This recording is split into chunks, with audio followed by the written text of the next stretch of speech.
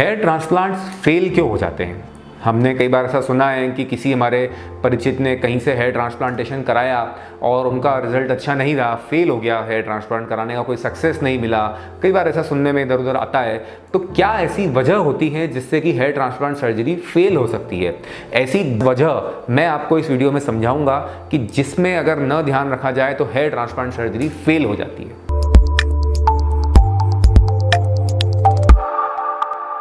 सबसे पहली चीज होती है कि हेयर ट्रांसप्लांट का प्रॉपर प्लान ना होना। अच्छे से ये तय नहीं किया गया कि कहाँ बाल लगने हैं, किस तरह से लगने हैं, प्रॉपर हेयर लाइन बने, उसमें अलग अलग जोन्स बने, उन जोन्स में फिर हमें डिसाइड करें कि कहाँ क्या करना है। मतलब अगर एक बिल्डिंग बननी है और वो बिल्डिंग की खूबसूरती की सबसे पहली रिक्वायरमेंट तो ये है ना कि वहाँ उसका नक्शा सही होना चाहिए, उसका जो फ्रंट एलिवेशन है वो हमारे दिमाग में क्लियर होना चाहिए, नक्शा, प्लानिंग। अगर वो सही नहीं होगी तो फिर जाहिर सी बात है कि आगे चल के क्या होने वाला है ये हम समझ ही सकते हैं कि वो ज़्यादा चांस नहीं रहेंगे कि वो सक्सेसफुल हो। तो सबसे पहली चीज़ है प्लानिंग सही नहीं होना, ये एक बहुत बड़ा कारण है। दूसरी बात होती है कि बाल, अब मान लीजिए प्लानिंग तो हो गई, ठीक है, प्लानिंग से हम संतुष्ट हैं, इसके बाद बारी आती है पीछे से बालों को निकालने की।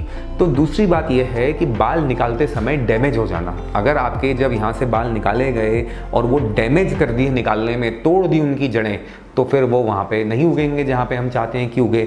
हमने लगा दिए लेकिन वो मरे हुए बाल लगा करके क्या मिलेगा? वो जिंदा होंगे, उनकी जड़ें सही होंगी, वो डैमेज नहीं होंगे, तभी उसमें से नया बाल निकलेगा और हमेशा ग्रो होगा। अगर वो वहाँ पर बाल डैमेज हो गया, टूट गया, तो वो किसी काम का नहीं है, उससे कुछ भी नहीं मिलने वाला। तो दूसरा रीज़न ये होता है कि बाल निकालते हुए बाल डैमेज हो जाना।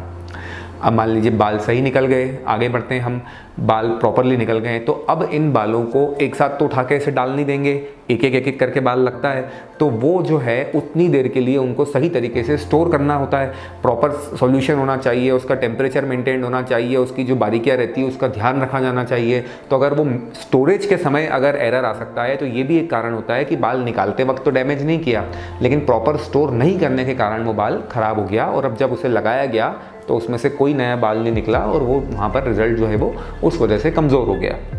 इसके बाद हम आगे बढ़ते हैं कि बाल स्टोर भी ठीक हो गए। अब हम बात करते हैं कि बाल जो लगाने हैं उनके लिए हमें स्लिट्स चाहिए होते हैं, छेद चाहिए होते हैं जिनके अंदर इन बालों को इंसर्ट किया जाता है। तो ये स्लिट्स का प्रॉपर बनना बहुत ज़रूरी है। ये स्लिट यानी छेद जिसमें बाल लगाने, यही तय करेंगे कि आगे बाल आपके किस तरह से दिखेंगे।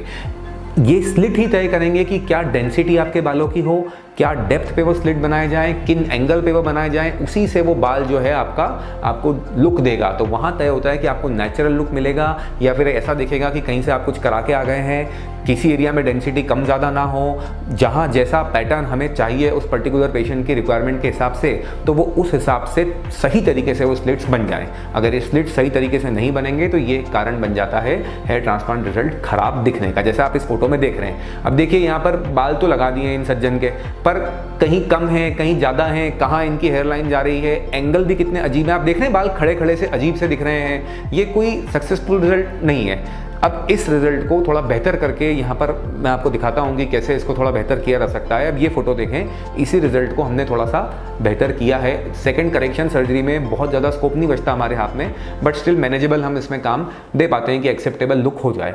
तो ये होता है सही स्लिट बनाने का महत्व। स्लिट सही बन चुके हैं, अब बारी आती है यहाँ पर निकाले हुए बालों को इसमें लगाने की। तो जब निकाले हुए बाल हमारे सामने हैं और अब हम उन्हें स्लिट्स में लगा रहे हैं, तो उस वक्त भी ये बहुत इंपॉर्टेंट होता है कि वो बाल डैमेज ना हो। तो वो वहाँ पर डैमेज ना हो बाल, उसके लिए उन्हें सही तरीके से सही जगह पर प्रॉपर इंस्ट्रूमेंट से पकड़ा जाए, उस छेद को वहाँ पर किसी तरह से एक्सपांड किया जाए और उसमें फिर बाल को लगाया जाए, तो बाल के डैमेज होने का चांस बिल्कुल नहीं होता। तो इन बातों का यहाँ पर ध्यान रखा जाना ज़रूरी होता है। अगर नहीं इस पर काम किया जाता या बालों को डैमेज कर दिया जाता है लगाते हुए, तो फिर वो ख़राब हो जाते हैं, फिर उसमें से आपको वैसा हेयर ग्रोथ नहीं मिलेगा। इस पूरी प्रोसेस के दौरान बाल निकालने से लेकर स्लिट बनाने से लेकर लगाने तक, पूरी प्रोसेस के दौरान एक बात और बहुत इंपॉर्टेंट होती है, वो ये है कि हाइजीन और स्टरलाइजेशन का पूरा ध्यान रखा जाए। अगर कोई इन्फेक्शन इस सर्जरी में पेशेंट को हो गया तो वो इन्फेक्टेड पार्ट के बाल चले जाते हैं। जैसा आप इस फोटो में देखें, यहाँ पर ये इन्फेक्शन का सीन दिख रहा है, ये आप देख सकते हैं कि पस जैसा यहाँ पर दिख रहा है। तो इस जगह से दोस्तों बाल नहीं आने वाले हैं। अब ऐसा अगर जगह जगह होगा तो फिर वो उतने एरिया के बाल नहीं आएंगे और वो जगह खाली रह जाएंगी, वो हेयर फॉलिकल्स इन्फेक्ट होकर ख़राब हो जाएंगे और फिर आप बाद में वहाँ पर आपको वापस से लगाने पड़ेंगे हेयर ग्राफ्ट, तब जाके वो जगह आपकी बालों से भरेगी। तो इन्फेक्शन कंट्रोल भी एक बहुत बड़ा कारण होता है, जिस वजह से अगर इन्फेक्शन कंट्रोल प्रॉपर नहीं हो तो फिर वहाँ पे हेयर ट्रांसप्लांट फेल होने के चांस बन जाते हैं। इसके बाद हम बात करते हैं कि जो इंस्ट्रूमेंटेशन इसमें यूज़ हो रहा हो वो प्रॉपर हो, सही तरीके के सामान, सही तरीके के इंस्ट्रूमेंट्स इसमें यूज़ किए जाएँ। आजकल बहुत अच्छी टेक्निक्स इसमें अवेलेबल हैं, तो उसका ध्यान रखा जाए और बाल निकालने के, उनको प्रिजर्व करने के और लगाने के प्रॉपर आर्मामेंटेरियम इंस्ट्रूमेंटेशन का यूज़ हो।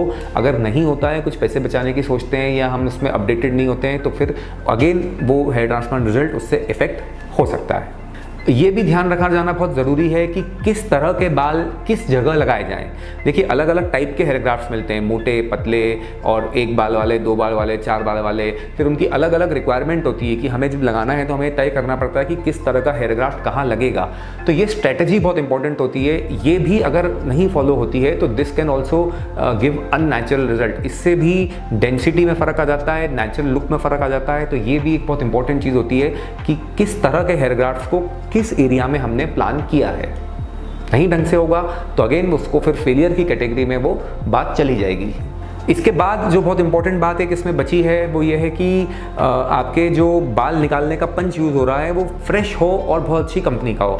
देखिए ये जो पंच है ये सबसे महत्वपूर्ण चीज़ है इस पूरी सर्जरी में। अगर ये पंच अच्छी कंपनी का है, अच्छी क्वालिटी का है और फ्रेश है, ऐसा नहीं कि एक ही पंच को आप बार बार यूज़ कर रहे हो, तो फिर आप हर बार एक नया फ्रेश पंच जब लेते हैं तो उसकी बात अलग होती है। उससे जो हमें प्रिसीशन मिलता है वो बेस्ट होता है और वो एक आपको बहुत ही कंट्रोल्ड उससे वहाँ पे स्कार बनता है, बिल्कुल बड़ा जख्म नहीं बनता है, कोई ब्लड लॉस नहीं होता है, फटाफट हीलिंग हो जाती है।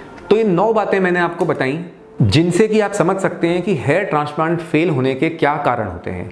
तो आप इन बातों को जब आप हेयर ट्रांसप्लांट कराने किसी सेंटर पे जाते हैं तो आप अपने हेयर ट्रांसप्लांट डॉक्टर से डिस्कस करें कि ऐसा आपके साथ ना हो। इन सभी बातों का ध्यान किस तरह से रखा जा रहा है, क्या हो रहा है, उसके बाद ही आप हेयर ट्रांसप्लांट सर्जरी के लिए आगे बढ़ें।